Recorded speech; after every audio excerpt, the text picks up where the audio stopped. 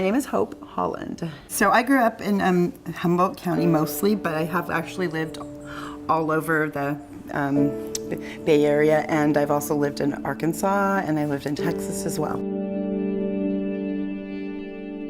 My father died when I was 8 years old. He died of cirrhosis of the liver. That's when I became a mother, actually, or a parent, I should say. I became a parent to my brothers and sisters at that point because my mom went to work around the clock. Then suddenly we moved to Arkansas. Kind of a strange place to go move to. My mom had a sister there, and so we moved to Arkansas out of the blue. And actually, if there was a time in my life that I got to be a child, I would say that it was during that time. So at 12 I started school in California again and came back to Northern California. We moved to a remote area of California because my uncle lived in this place. And unfortunately, at 12 years old, I emancipated, I moved out at 12 because my home life was too traumatic. My uncle was a heroin addict. Italian mafia killed my uncle, murdered my uncle. And next thing you know, they were going to murder me and my sister and my mother. And stuff started like coming into my life that was not my life.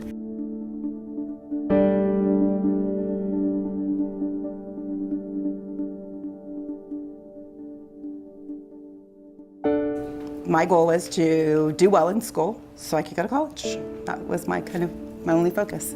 So it was pretty devastating to have to leave at that point. I had a boyfriend that I had met from down in the Bay Area that I had been dating from a very young age as well. And so, he and I had been, we corresponded in letters and things like that, and I spent my summers with him and things like that. But what had happened was when I got to Homestead, I just couldn't handle it. I was suddenly surrounded by all these little girls. Like for me, it felt like I was surrounded by these little girls that we're talking like almost Barbie talk, And I just couldn't relate to it. It just I felt so out of place, and I couldn't handle it. Started having suicidal thoughts at that point.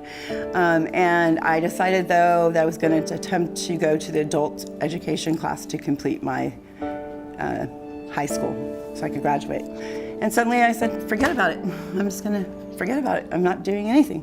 And so I started sleeping and thinking about ending my life at that time. And I wouldn't get up anymore and stuff like that. So that was my first really bad bout of depression, I guess.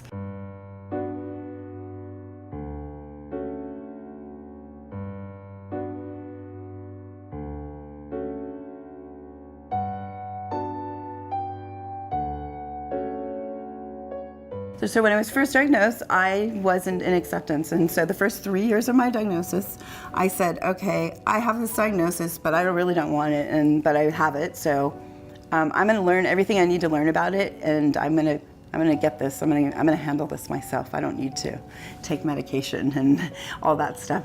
So my first 3 years, the first year after I was diagnosed, I began a day program. And I was the only person in that day program that didn't take medication. And my life was so improving though, despite that. And so I was like, see, look, I'm learning, I'm doing this, I got this. See, you can do this without medication, this is what I thought. But somewhere along the line, about a year and a half or so into that phase, stuff started changing for me on a mental level. I started becoming symptomatic and things, but I didn't know that, of course. But the end road of that 3 years later was a homicidal, suicidal situation, and it was not good. It wasn't pretty. So I first had my own addiction come into the picture too. So I was in recovery myself from substance abuse, and I went into recovery, and I became became a professional in recovery too. And then my real severe break came in my last year, at the end of that recovery, when I became an assistant house manager and stuff like that. That was when I got diagnosed first. Serious treatment started. My serious diagnosis came from Kaiser originally, but there was more to it than just the first diagnosis, which was the bipolar because I had OCD really bad then, really bad. And that came later. But, and that was at Momentum, but it was actually called for Alliance for Community Care at that time. And that's when that's when my road to recovery started. Well, you know, it wasn't easy, I can say that. Like, it didn't start off like, oh, perfect, I'm at Momentum and now everything's perfect. It didn't work like that. But I learned to become an advocate for myself, period, growing up in general. I think that started at probably at a young age. And by the time I got to Alliance for Community Care, I had a couple of times that I had to just be an advocate for myself.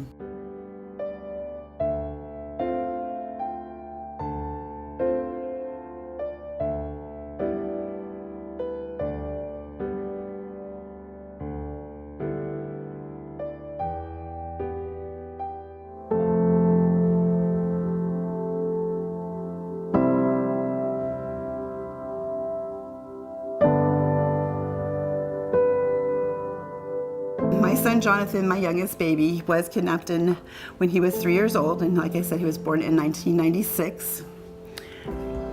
My son was born with my last name. He was a U.S. citizen.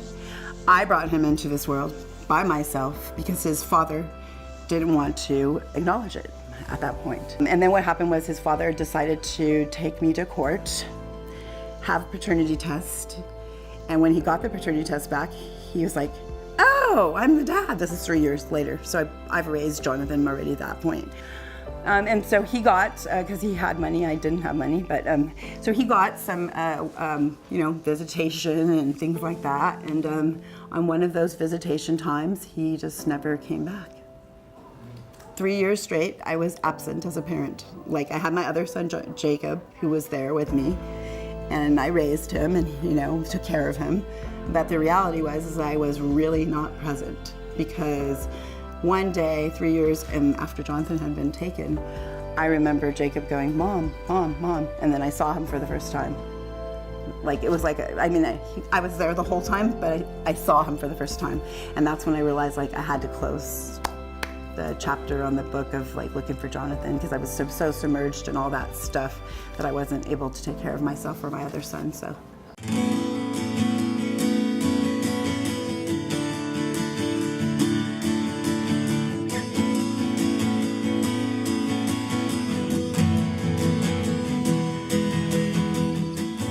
So my son, who is gone now, he had been gone that 3 year, remember I said 3 years, I had to close the book and stop looking for him.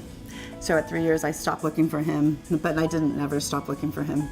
But I started living my life again, that's all. So 15 years later, which I never thought would ever happen, because you don't ever think of 1 year happening, but it did. 15 years later, I stumbled upon a picture that was on Facebook. The Facebook picture, I took a picture of my two boys when Jonathan and him were taking a bath, and I had clicked on a webinar thing and liked their page, and when I clicked on that page, it said, these people like your Facebook page, this Facebook page too. And one of the pictures that showed up was that picture of my sons. And that picture led me to somebody in Los Angeles who went to school with my son, who gave me the phone number to my son. And then I called my son. I had to wait for 3 days before talking to him, but that guy connected me to my son. And then I spoke to my son for the first time in 15 years.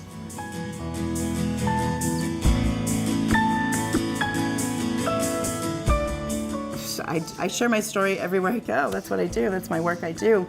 I didn't call myself to do the work in the helping field, to be in this industry.